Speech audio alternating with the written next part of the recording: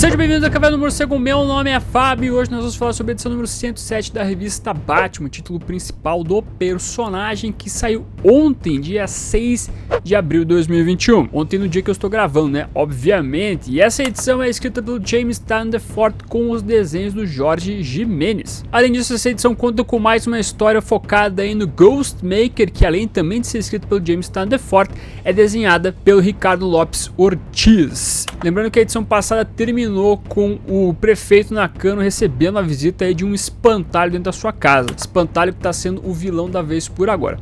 Então vamos fazer aquele resumo do quadrinho com spoilers aqui para depois discutirmos os pontos dele. Mas antes não esqueça de curtir esse vídeo para ajudar a subir esse YouTube, meu Deus. E se você é novo, aproveite e se inscreva porque todo dia tem vídeo aqui no canal e que é um bom local para você ficar muito bem informado do universo morcego.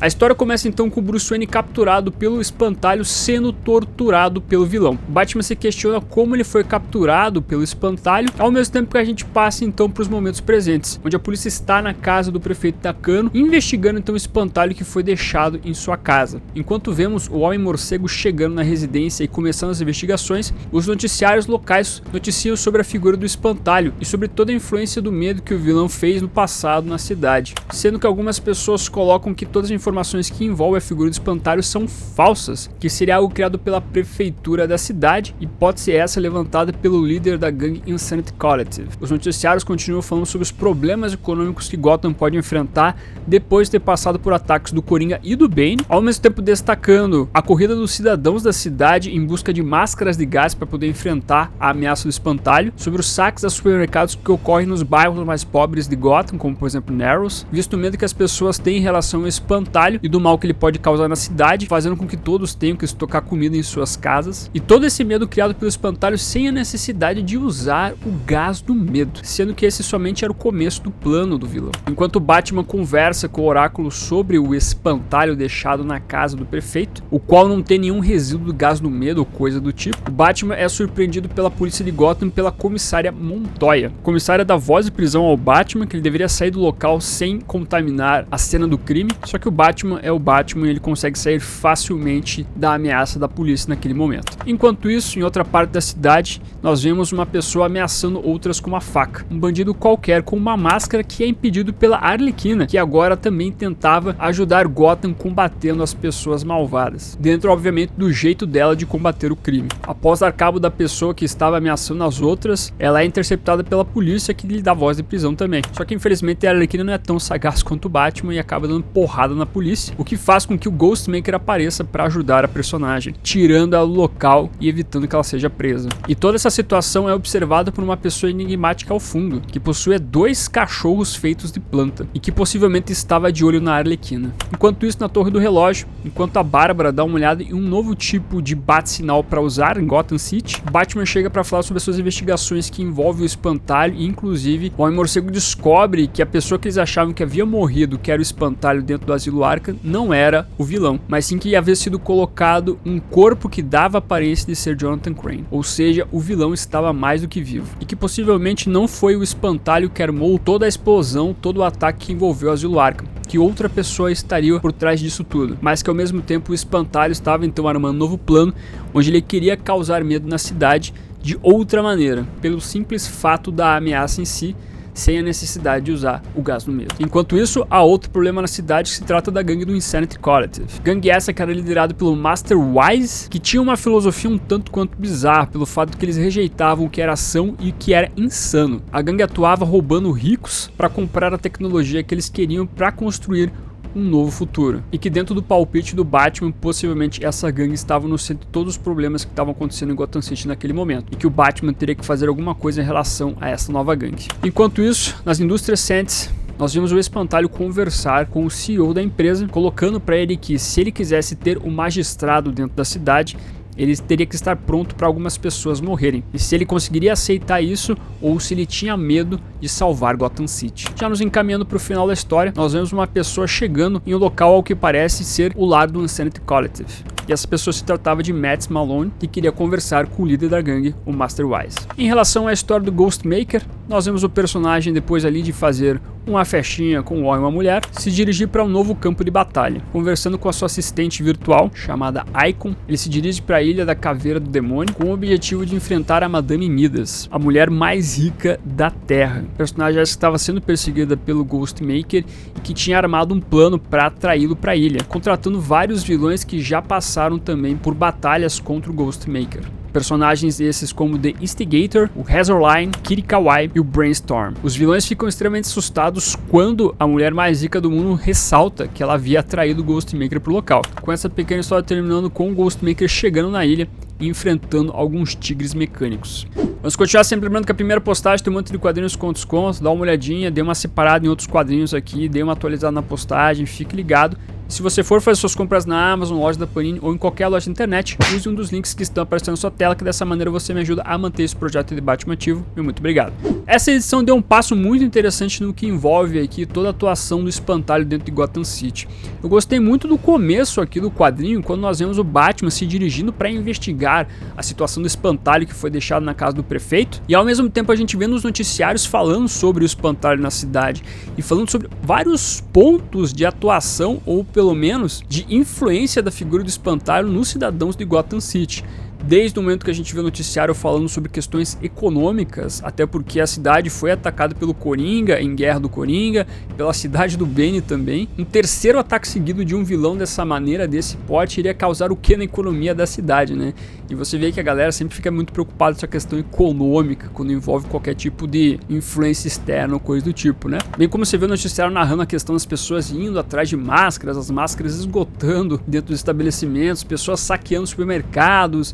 Eu achei muito bem colocado pelo James Tynion DeForte esses momentos aqui, fazendo um paralelo que é bem real para nós, né? Tristemente real, na verdade, mas ainda assim eu acredito que é bem colocado por ele. Colocar o Espantalho causando esse medo no cidadão sem necessariamente usar o gás do medo acaba dando também todo um tom diferente pro vilão e pra história em si também, né? Você coloca um elemento diferente do personagem aqui dentro do seu propósito, que ainda é meio nebuloso, a gente não sabe exatamente qual que é o plano dele, mas eu tô achando até que interessante isso que o James Tynion tá criando em relação ao Espantalho. E de certa maneira você trabalha o Espantalho em outra vertente, né? Então isso acaba sendo um pouco inédito em relação ao personagem. A gente já viu ele usar o gás do medo para fazer as pessoas ficarem com medo, a gente já viu uma variante do gás dele que deixa as pessoas sem medo, onde elas ficam mais violentas, e era uma vertente do gás que também era bem interessante para a história. E você tem agora esse propósito do Espantalho de usar o medo de uma maneira que seja natural nas pessoas. Então ok, esse plot, esse enredo especificamente aqui, tem chance de ser um grande enredo durante as histórias. E particularmente eu gostei muito de ver o Batman atuando como detetive nessa edição, porque é meio raro a gente ver o Batman fazer isso na sua própria história principal, na sua revista principal, né?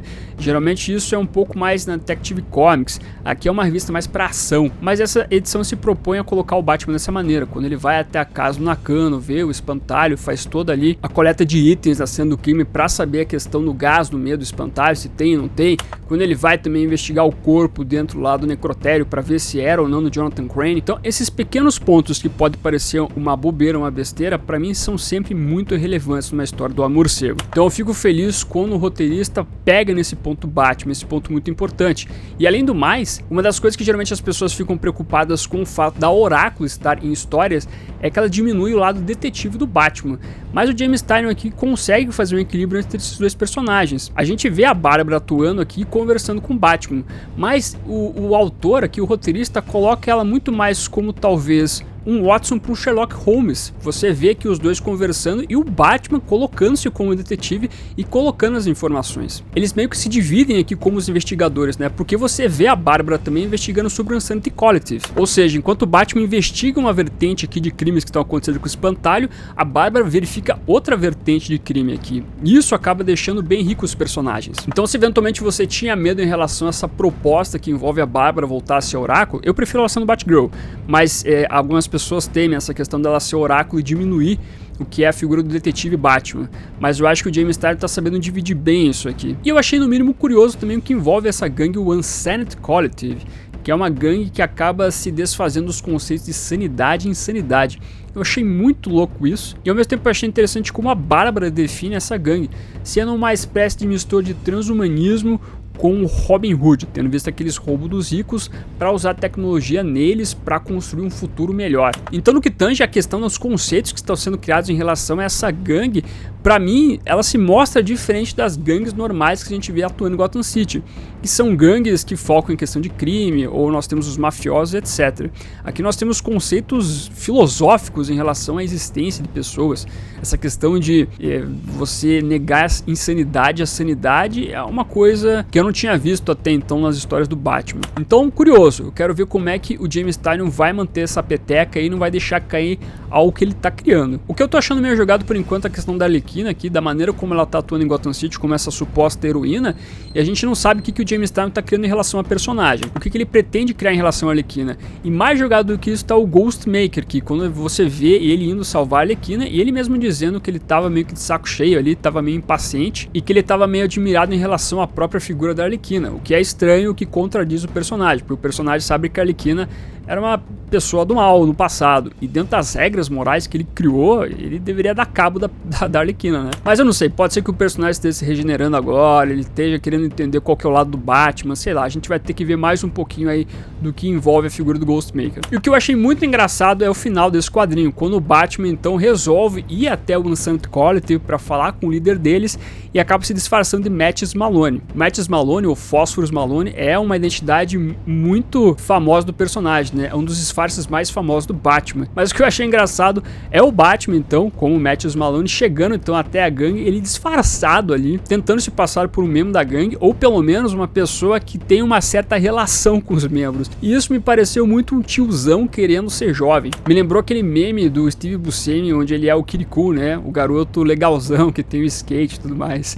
É um paralelo que me veio na cabeça na hora. Algumas pessoas até acharam que era o Gordon aqui quando eu compartilhei essa imagem no Twitter, mas é o Bruce disfarçado aqui com neon, com óculosinho com corrente.